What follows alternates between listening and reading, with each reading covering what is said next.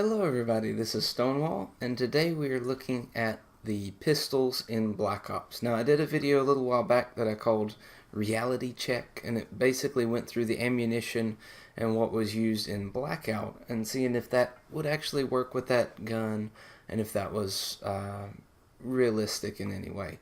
So today I'm kind of trying to keep it a narrow scope so I don't make a really long video. It'd be pretty easy to do. So I'm just looking at the guns. Now, before I get into it too far, I'm only ranked 29, so I can't really cover everything about the Mozu yet. So the Mozu being unlocked down here at level 43, so I may do another video on it. So for now, I'm just covering the Strife and the RK7 Garrison. Now in Blackout, the Strife uses 45 ACP, and the RK7 uses 9mm. This is correct for the guns that these are based off of. This being, or the Strife being, as far as I can tell, based off of the H&K USP, which has been in previous games. And the RK7 is obviously based on the Beretta 93R. And of course, the predecessor to this in Call of Duty would be the B23R, which uses a kind of similar model, or still based off of the same gun. Alright, so this one is set up for earning camos. I'm almost got this one gold. This will be my first secondary to have gold. Just need a few more kills with all the attachments on it and one more bloodthirsty and I'll have it. I've been playing a decent amount of hardcore. These long shots were really easy. Even, playing on Nuketown, I got most of those. So anyways, let's start looking at the attachments. Now this one has a lot of attachments on it just for that setup, but let's see what is realistic. So let's strip it back a little bit and see what we've got here. So everything seems to be in order with this gun. The biggest thing, and most modern guns don't have external safeties or that sort of thing, but I'm not seeing a slide stop or a slide release. Now, I can't turn the gun around to see if it's on the other side, but yeah, just something that I noticed was kind of missing there. Here's what it looks like with a reflex. It completely replaces the rear sight, which some guns do, which is, okay with that. Next up we have, suppressor, and this makes sense. Now, I will say there's not really much for it to grab onto. Most guns that you're going to put a suppressor on has a threaded portion of the barrel that protrudes out from the slide and is pretty obvious. This one does not. So in order to make this work, you would probably have to change the barrel out to actually attach this suppressor onto the gun. Next, FMJ. Now this doesn't make much sense at all to change the barrel because Full Metal Jacket refers to the ammunition and nothing visually changes with the ammunition. Next, long barrel, and this is basically a compensator, which is designed to help reduce recoil and that sort of thing. It is a longer barrel, I'll give them that, but yeah. Now, quick draw doesn't really make a whole lot of sense. Again, they try to represent something visually that's more of a skill in this case. They texturize the grip a bit more and add finger grooves. Some people like finger grooves, some don't. It's just personal preference. They actually change the trigger. They make it thicker and skeletonize it. I'm not sure the purpose of that, maybe to prevent over travel, which would not affect aim down sight time, but would affect fire rate. And they also redesign the rear sight. Now, the sights themselves don't appear to actually change much. Actually, no, they get green dots. I need to look and see if that is affected in game. But anyways. Now, extended mags. This one I've got a little bit of an issue with. Now, this is an 8-round magazine. 12-round magazine to begin with. In the back, it's actually clear and we can see 1, 2, 3, 4, 5, 6, 7, 8, 9 rounds visible in the back there. Now, I will say there are some 45 caliber handguns that have a magazine capacity of 15. But I think this is probably okay for this gun. Now, the extended mag adds 8 rounds. But, again, it's clear. So, starting below the bottom of the grip, you can count 1, 2, 3, 4, 5, 6, 7, 8, 9, 10, 11 rounds, and there's probably 12 or 13 that would actually fit in there. Okay, so why does it only add 8? Why is it not, a 24 or 25 round magazine? Doesn't quite make sense. And I'll put up a picture of an actual 45 caliber high capacity magazine for a Glock. So the length kind of makes sense for an extended magazine. They make them that long, but the capacity doesn't make that much sense. Now, whenever we go to, well, let me put on FMJ1, which changes out the barrel for some reason, and then FMJ2 changes the hammer. This would not change anything in the function of the gun. This is more of a cosmetic change. Some people will do this to their guns just because they think it looks cool. Right? Now, last but definitely not least for the attachments, the one that probably bothers me just as much as the extended magazine is the laser sight. Now, where'd it go? Where is the laser sight? Somehow, it is mounted on the right side of the gun. Now, the reason for this, I have no idea. Because you have a perfectly good rail right here, right here on the bottom of the gun. This is where most laser sights should be mounted. Now, there are some sights or some lasers that actually go on the guide rod that's here right below the barrel, which is pretty neat, and I think it'd be neat if they would incorporate something like that, give it a little bit sleeker look. But instead, they decided to mount this on the side of the slide, as far as I can tell. I may have to go into a private match or something and see how exactly that's mounted.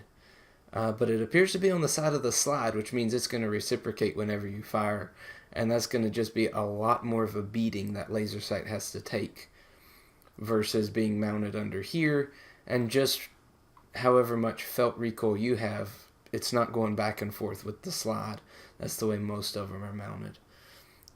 So anyways, that's one of the biggest things there. Now, there were some visual things that I'm going to get into here, and it was kind of inspired by a recording that I took. So let me find that real quick and show you. So every now and then, whenever something odd or something exceptional happens in a game, I will stop and record it using just the Xbox capture or theater mode or whatever you want to call it. And this was one of the big ones. Now, this was in the specialist headquarters. I was messing with it a little bit. Watch the reload. Okay, that's where the clip ends because I hit record right there. So, a couple of things. If you don't know guns, that might not have meant anything at all to you. But let me back it up just a little bit. So, okay, right here. Number one, the magazine just popped out of the side of the gun. Okay, physically that's not possible. Secondly, and we'll go back again.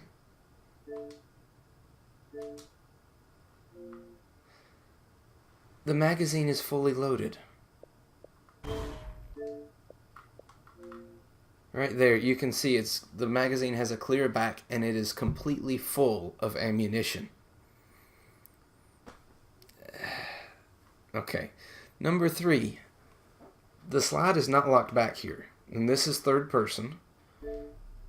All right, the slide is forward. Goes into first person, the slide is locked back. There's a few inconsistencies. This is the kind of thing that would get pointed out for movie or TV show continuity errors, right? So it puts a fully loaded magazine in, which is correct, right? And he goes to rack the slide. Now, there's already a round in the chamber. This gun would not have locked open if there was still a round in the chamber unless you had a major malfunction, being a failure to extract, meaning it didn't pull the empty case out of the chamber. So quite a number of issues with this clip. And there's another one, and I'll probably put in a clip here showing how low on the gun the character grips it versus how high it actually is gripped in-game from the first-person perspective, and then how it's meant to be held. And I'll probably put a couple pictures in of that. Alright, so now that we've finished bashing this gun, now it is a fun gun to play in-game. It is awesome in hardcore. It's really good in core as well. I've gotten several really nice gameplays with it. 3 KD and above, just running this pistol even in core modes. Now the RK7 I haven't used quite as much, and I did point out a few things on this gun before. Well, mainly being the barrel being a bit odd. Now, a normal threaded barrel, like you can see here, will have a thread protector cap on the end that'll be textured like the one shown on the RK7, but this is much longer than most threaded barrels would be. Now, this is based on an actual gun, and the magazine actually does protrude out a bit on the actual gun, but that's only whenever it uses a 20-round magazine. This gun, for some reason, only has a 15-round magazine. If it was actually using the 15-round magazine, it would be fitting flush with the end of the grip, or relatively close to that. It would not stick out nearly that far. Okay, this one bugs me the most with extended mags. Somehow, and I'll turn it a little bit so you can see, this adds 9 rounds of ammunition, turning this into a 24-round magazine. Now, there's a problem. We broke physics somehow to get that many rounds in this magazine. I'll show you what a 33-round magazine looks like for a Glock, and you'll see kind of what that looks like. Now, that's not where the problem ends. It gets extended mags too. The size does not change. If anything, it gets smaller than extended mags 1 and adds 21 rounds. So this is supposedly a 36-round magazine. Now again, here's a 33-round magazine on a Glock. This is supposed to be 36 rounds. The only way this would work is if they're using a 22 long rifle, or maybe a 25 ACP. But then again, those are highly underpowered rounds for a gun like this. Anyways, and this would have originally been chambered in 9mm. Next up, we have the laser sight, which is, I'm not sure what that is. It's a bit bulky. It's a bit large for what it is. Whenever you look back, you would think you would use the exact same type of laser for the guns. It would be consistent across the board. And this is a much slimmer, low profile. We can't really get a good picture of what it looks like. But it's much lower profile than it is on the RK7. Again, I'm being picky here, right? Grip just adds a little bit of texture here. It's already got grooves for extra grip in your fingers. Makes it just a little bit fatter. I don't know if that would help or not. It's just, again, everybody grips a gun a little bit differently, so changing that might help some people. Alright, rapid fire. It changes the shape of the hammer and, for some reason, makes the slide actually bulkier. So you've got these cutouts across the front of the slide, and this would be to make it a little bit lighter, help with temperature control a little bit, help it cool off faster. This would make it worse. This would not help the gun cycle more rapidly unless there's something that changes on the internals that changes that. But from the looks of it, this would actually make it worse. Now, suppressor. this makes sense. Now, it attaches where the textured part is at the end of the barrel, which would indicate that it is a thread protector. It attaches right there, which works perfectly. Now, there is an odd thing going on here. I've never seen a suppressor like this. They may be out there.